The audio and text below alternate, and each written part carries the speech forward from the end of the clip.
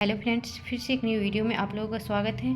इस वीडियो में हम जो प्रीवियस ईयर क्वेश्चन पूछे गए हैं बीपीएससी में उसका सॉल्यूशन देखेंगे। इस वीडियो में हम लोग अभी जीएस 1 में जो हिस्ट्री सेक्शन रहता है उसमें आर्ट्स एंड कल्चर और जनजातीय विद्रोह और मॉडर्न हिस्ट्री रहता है, जिसमें जनजातीय विद्रोह के सेक्शन में हम संथाल विद्रोह को देखेंगे। संथाल विद्रोह के कारण क्या थे, उसके गति और उसके परिणाम क्या थे। 66 बीपीएससी में पूछा जा चुका है क्वेश्चन। इसका सॉल्यूशन देखते हैं कि कैसे लिखा जाएगा, किस मेथड से लिखा जाएगा यानी नंबर ज़्यादा गेन हो। तो उसके अनुसार हम देखेंगे, जैसे कोई डायग्राम बना के आप लिखेंगे तो उसमें ज़्यादा फायदा करेगा, यानी ज़्यादा मार्क्स उठता है इसमें। तो हम इस क्वेश्चन को देख रहे हैं संथाल विद्रोह के, उसके गति और परिणाम के बारे में। तो पढ़ते हैं। संथाल विद्रोह राज्य के भागलपुर से लेकर बंगाल तक फैले हुए थे। इनका मुख्य क्षेत्र भागलपुर से लेकर राजमहल की पहाड़ियाँ तक था।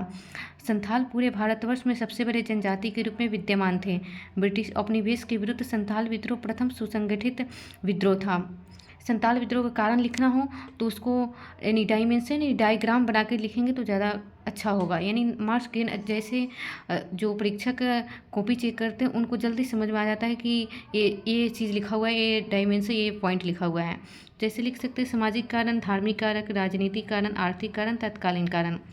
तो सामाजिक कारण में लिख सकते हैं संथाल जनजाति के अंतर्गत पाहन प्रणाली प्रचलित थी। इस प्रणाली के अनुसार उनके देवताओं की पूजा की जाती थी। संथालों के द्वारा अपने में से पुरोहितों का चुनाव किया जाता था। अंग्रेजों के द्वारा इस पाहन प्रणाली पर चोट पहुंचाया गया, जिससे संथाल उग्र हुए थे। सामाजिक कारण था इसका। धार्मिक कारण, ईसाइयों द्वारा इनके धार्मिक मामलों में हस्तक्षेप किया गया। जबरदस्ती इनके धर्म को परिवर्तन कर ईसाई बनाया जाने लगा। इस कारण से संथालों का अंग्रेजों के प्रति विद्रोह हुआ। राजनीतिक कारण इसका देखिए, संथालों का एक राजनीतिक ढांचा था। इसके अंतर्गत वो समाज में अपने लोगों के बीच में से ही जनप्रतिनिधियों का चुनाव करते थे। इसे पुरहा पंचायत के नाम से भी जाना जाता था। दीकुओं द्वारा पुरहा पंचायत की मान्यता को खत्म कर दिया गया था। दीकुओं के आक्रमण के कारण ही संथाल उग्र हुए थे। आर्थिक कारण था, अंग्रेजों द्वारा कर वसूलने की जिम्मेदारी दीकुओं तथा स्थानीय को दे दी गई।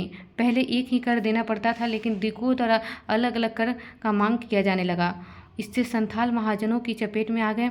महाजनों द्वारा ऋण वृद्धि करने के विद्रोह में अकारण जनजातियों में आक्रोश उत्पन्न हुआ, जो कि संथाल विद्रोह का कारण बना। तत्कालीन कारण था इसका, संथालों के जंगलों क्षेत्रों में रेलवे के निर्माण को लेकर संथालों से बेगाही कराई जाने लगी। यानी बेगाही यानी उनसे काम करवाया जाता था लेकिन उसका उन्हें पैसा नहीं दिया जाता था, नहीं उसी को ही बेगाही कहा गया है।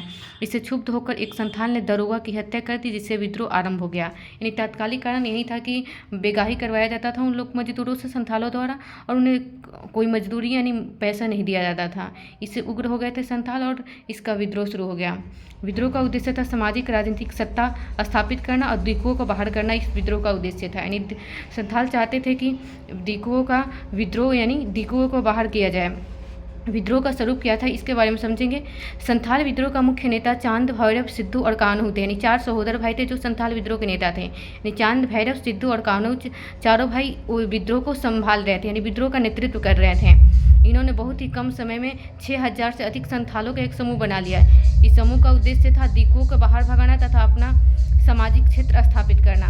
इसके असफलता के कारण भी जानेंगे। प्रारंभिक हथियारों द्वारा युद्ध लड़ा गया, जबकि ब्रिटिशों के हथियार अत्याधुनिक थे। इसका सफलता के कारण ये भी था कि उन लोगों के पास प्रारंभिक यानी हथियार नहीं थे, जबकि ब्रिटिशों के पास आधुनिक हथियार थे। विद्रोह के परिणाम को देखेंगे हम लोग। संथाल परगना काश्तकारी अधिनियम बनाया गया। परिणाम हुआ कि उनका विद्रोह के कारण ऐसे तो सफल नहीं हो पाया, लेकिन विद्रोह का कारण भी रहा था। संथाल परगना काश्तकारी अधिनियम बनाया गया। भागलपुर के कुछ क्षेत्र तथा राजमहल के कुछ क्षेत्रों को मिलाकर एक नया जिला संथाल परगना बनाया गया। इसका निष्कर्ष को हम लोग देखेंगे, फिर परिणाम को देखेंगे, फिर निष्कर्ष को देखेंगे। यानी बिहार का मैप बना सकते हैं, झारखंड में जिस क्षेत्र में पड़ता है भागलपुर राजमहल की पहाड़ी में, उसका मैप बनाकर दर्शा सकते हैं। तीसरा था ग्रामीणों को वहाँ की व्यवस्था सौंप दी गई। चौथा, पुरहा पंचायत को मान्यता प्रदान की गई। संथाल जिला को नॉन रेगुलेटिंग एक्ट के तहत यानी कानून बनाया गया, उसके तहत प्रदान किया गया। 1856 में संथाल परगना नवीन जिला का गठन हुआ। संथालों के सामाजिक संरचना को बहाल किया गया, जैसे ग्राम प्रधान को कानूनी मामला, मांझी को पुनर्बहाली।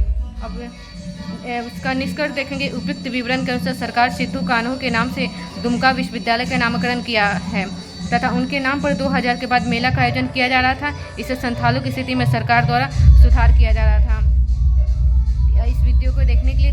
और आगे वीडियो इसका चाहते हैं और दूसरा वीडियो बने तो उसके लिए आप इस चैनल को सब्सक्राइब कर सकते हैं। और आगे धन्यवाद इस वीडियो को देखने के लिए आप लोगों का।